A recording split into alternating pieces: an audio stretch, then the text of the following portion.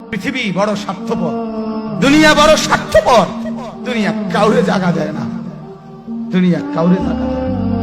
এত মজবুত পাইলিং করে যেই বিল্ডিং বানাইলাম, দুনিয়া তারে থাকতে দেয় না। যা বেটা যা, যা তুই লাথি দিয়া বাড়ি করে যা, কবরে যা, কবরে যা। দুনিয়া কাউরে থাকতে দেয়।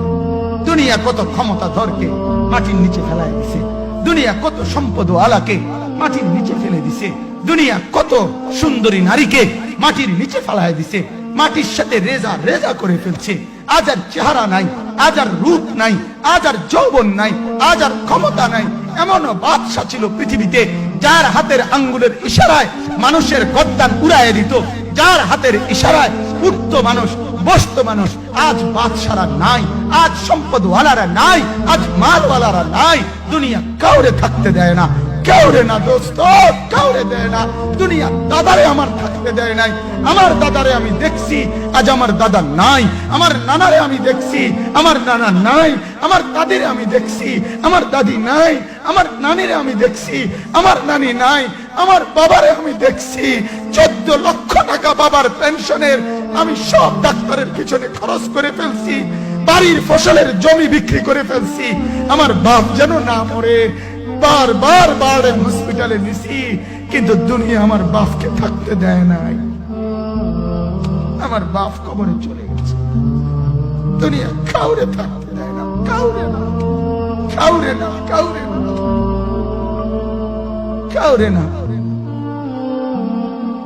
আমার বাপ দুনিয়া কাউরে থাকতে দেয় না। তুমি থাকবা না, তুমি থাকবা না। দুনিয়ার ধোকায় পড়ো না বাপ, দুনিয়ার ধোকায় পড়ো না। মাকে বুঝান, আজ মারা বেসামাল হয়ে গেছে, আজ বোনেরা বেসামাল হয়ে গেছে, বেপরদার উৎসব তুলে দিছে। এটা যেন আল্লাহর সাথে যুদ্ধ করছে। আল্লাহ করোনা না, তুমি আরো কিছু দাও, আমরা বেপরদিকে ছাড়বো না। যুবক ছেলেগুলো যেন বলতেছে, আল্লাহ তুমি করোনা দেওয়ার চাই দাও, অশ্লীল ছবি দেখা, ফেসবুকে নর্তকী দেখা, আমরা ছাড়বো না। দেখি তুমি কি করতে পারো, তুমি যা করার করো। দোকানদার ব্যবসায়ীরা হারামের লেনদেন করা বন্ধ করছে না, সুদখোর সুদ ছাড়ছে না, ঘুষখোর ঘুষ ছাড়ছে না, নাফরমান আর জিনাকার ব্যভিচারী এরা কেউ কিছু ছাড়ছে না। বেহায়ার বেপর্দা নারী তার অশ্লীলতার বেহায়াপনা ছাড়ছে না। মুসলমান তার ঘরে টেলিভিশনের নর্তকীর আওয়াজ তো বন্ধ করছে না। হায় করোনা কিভাবে যাবে, আযাব কিভাবে যাবে বলেন, বলেন, বলেন আপনি। আমার বাপ ফেরাউনের উপরে তো আযাব এতদিন ছিল না, নমরুদের উপরে আযাব এতদিন ছিল না, সাদ্দাদের উপরে আযাব এতদিন ছিল না, কারুনের উপরে আযাব এতদিন ছিল না, লূত আলাইহিস সালামের কওমের উপরে আযাব এতদিন ছিল না, হুদ আলাইহিস সালামের কওমের উপরে আযাব এতদিন ছিল না, নূহ আলাইহিস সালামের কওমের উপরে এতদিন আযাব ছিল না। আজ আমরা মালিককে এই পরিমাণ নারাজ করছি, মালিক এত বেশি নারাজ। আজ 1 বছর হয়ে গেছে, 1 বছরের চাইতে বেশি হয়ে গেছে, কই করোনার মহামারীর আযাব তো যাচ্ছে না, গেছে গা বলে।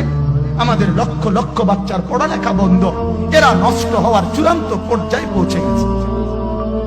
মোবাইল এদেরকে শেষ করে দিছে, লক্ষ লক্ষ ছেলে। গতকালকে এক মা আমার আত্মীয় ফোন দিয়া বলতেছে, সকাল 10টায় বাচ্চাটা ঘর থেকে মোবাইল লইয়া বাইর হইছে, রাতের 10টায় মা তারে ফোন দিয়া বলছে, বাপ ঘরে আসতি না, ভাত খাইতি না। বাচ্চা তারে বলতেছে, তোমার অসুবিধা কি,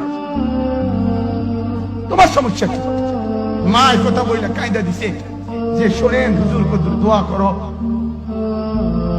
এক বাচ্চা, এক ছেলে, সে যদি তার মাকে কথা বলতে পারে, তার মানে গুনাহ তারে এত মজা দিয়া দিছে, ফেসবুক তারে এত মজা দিয়া দিছে, ইউটিউব তারে এত মজা দিয়া দিছে, নর্তকী তারে এত মজা দিয়া দিছে, গুনার দৃশ্য তারে এত মজা দিয়া দিছে, সে মাকে ধমক দিচ্ছে। রাত 10টা বাজলে কি হইছে, রাতের 3টা পর্যন্ত দেখলে তোমার সমস্যা কি? আমার আখিরাত আমি নষ্ট করলে তোমার অসুবিধা কি? আমার জাহান্নাম আমি ঠিক করে নিলে তোমার সমস্যা কি? আল্লাহ আমাদেরকে মাফ করে দেন, আল্লাহ আমার জাতিকে মাফ করে দেন।